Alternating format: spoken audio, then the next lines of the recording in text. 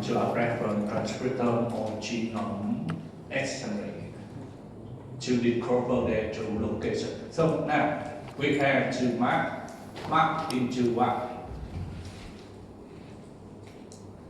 Mark the read into S1A, S1B, S1C. So to reference, we can apply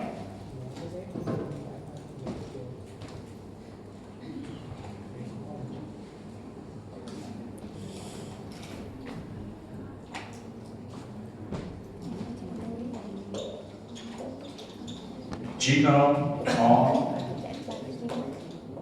transcriptome. So for the genome and transcriptome, what difference between the two? And then reference transcriptome or genome, so that means the one available, Okay? So what is genome or transcriptome? So what is genome or transcriptome? Genome. What the difference between genome and transcriptome?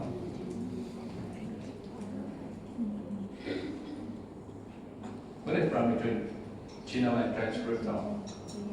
Genome is about DNA. That means still contain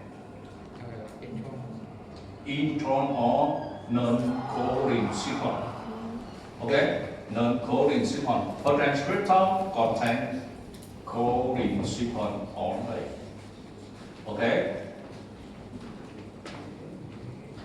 So for this one, because you study gene expressions, so that means you must do genome or transcriptome more convenient.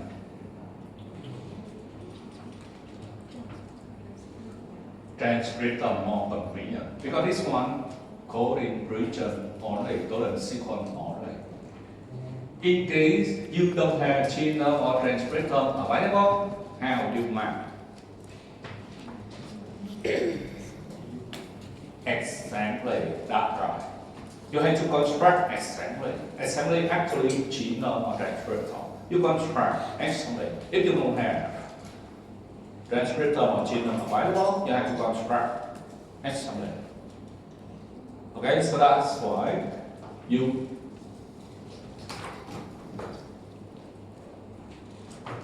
see the whole process. You have to construct assembly. And after that, you map to the newly constructed assembly. And mapping, this mapping, why we need this mapping? Because this mapping will discover the read location, where the read location. Okay? Alignment of junction read to a reference genome. But sometimes the problem here, in case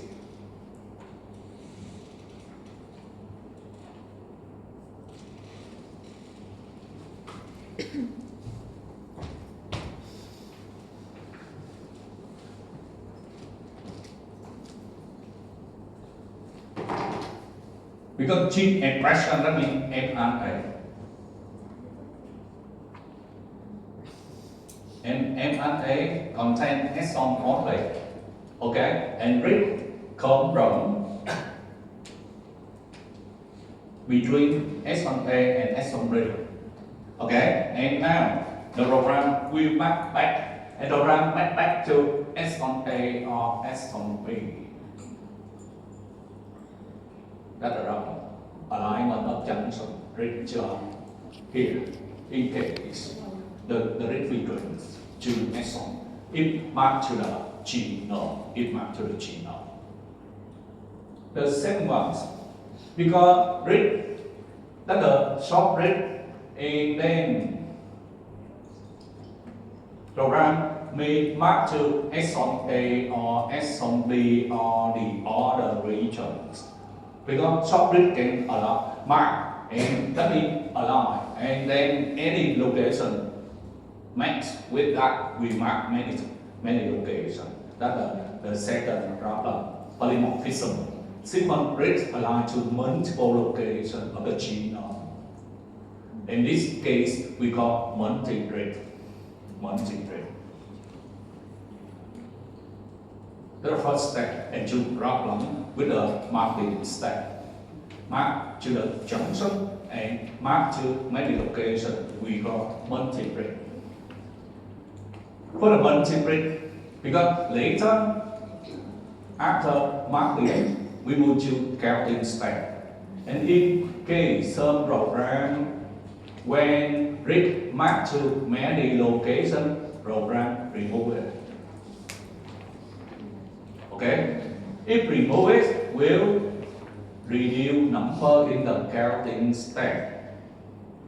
Okay? Reduce the counting step. The other program will consider multi-grid and how to solve the problem. Let me make a program you should use.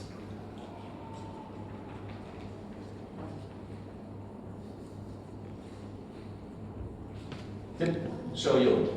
Here A and the short grid run different hands-on and later map to the right location. We have many mapping programs. We got map. Mapping program.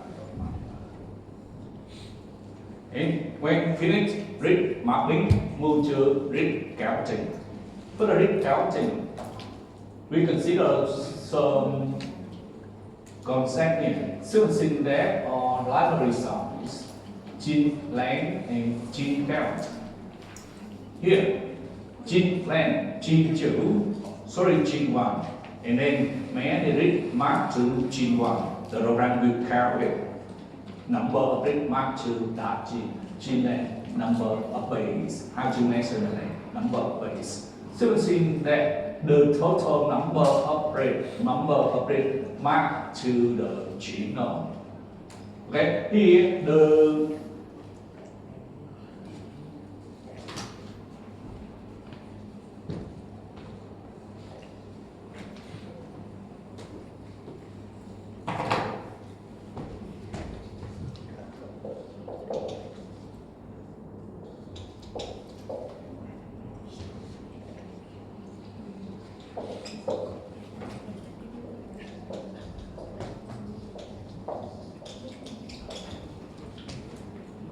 for example, the total read you have 1 million and map the grid map to the genome reference, not only 1 million. So that's why we have mapping rate. How many percent? 80%, 90%, or 95%. That depends on the first one, read quality. The second one, genome or transcriptome quality. Because the mapping actually aligned. If not aligned, we remove. If read not aligned to the reference, the program will remove it. So depend on read quality, depend on also the reference. The reference is transcriptome or genome. So mapping very important because counting rely on mapping. And sequencing depth or library size, the total number of read mapped to the genome, not all read. Okay, that we call sequencing depth. Sequencing depth, read already mapped to the genome, not the total read, not the total read. And then based on that, we can calculate mapping rate. And after mapping, we also in counting. We also need to normalize the data similar to microarrays. Why? We need to normalize data because if lower the sequencing depth, the higher sequencing depth, the higher count. For example, more read map to this one, that means higher sequencing depth, and then more count for this one.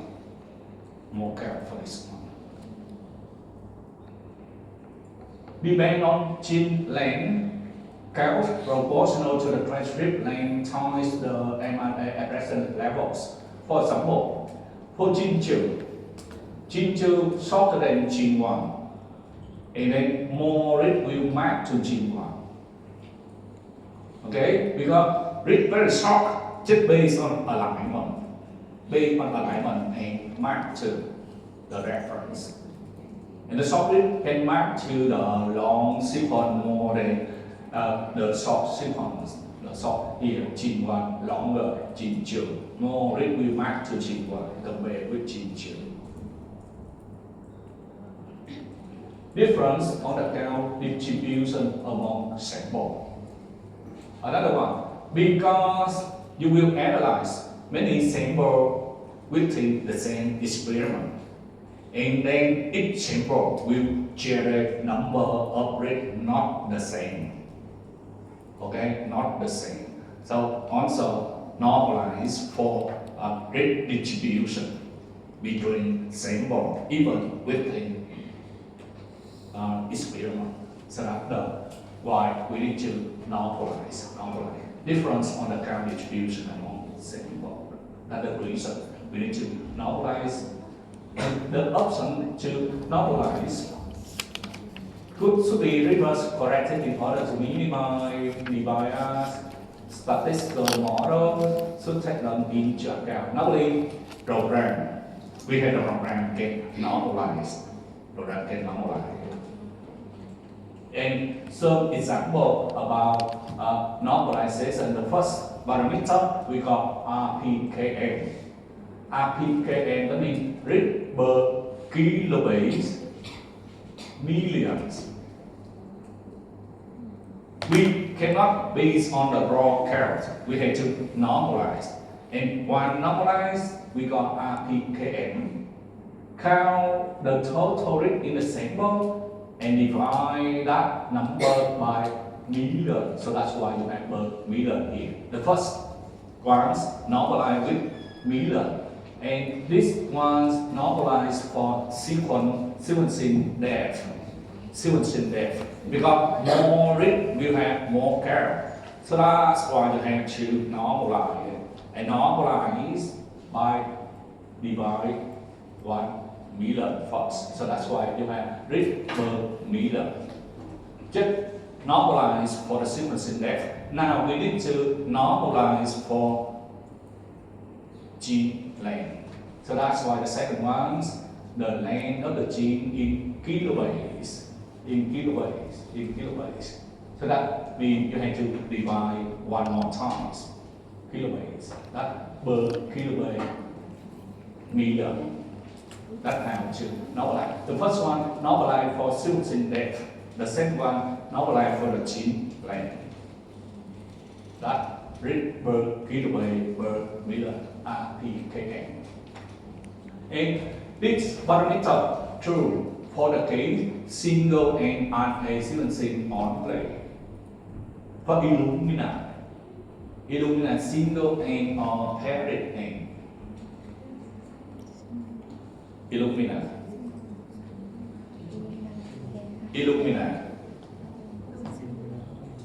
single and RNA sequencing. So that means one DNA fragment generate only one read.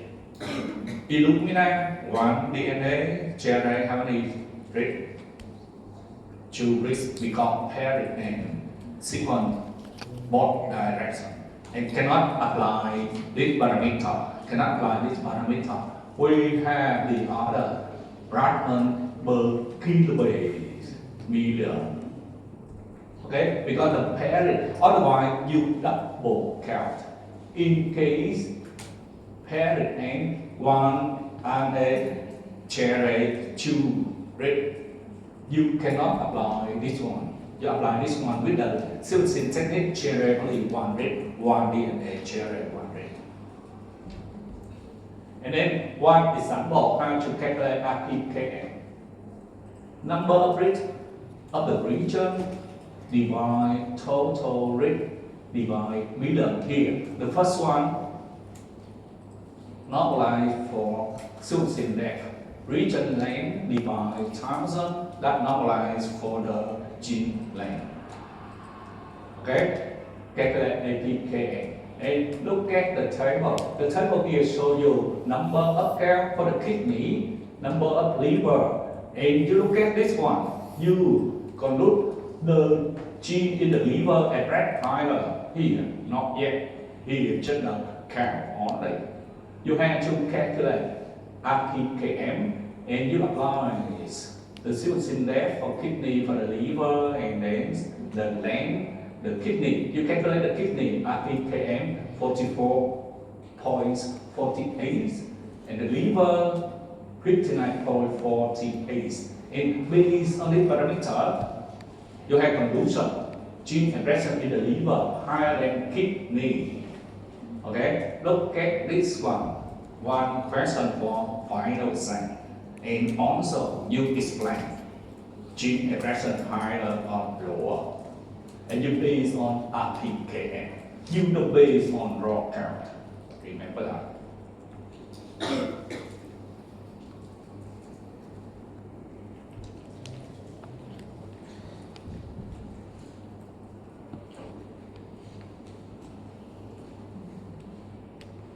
This one to explain single end of paradigm.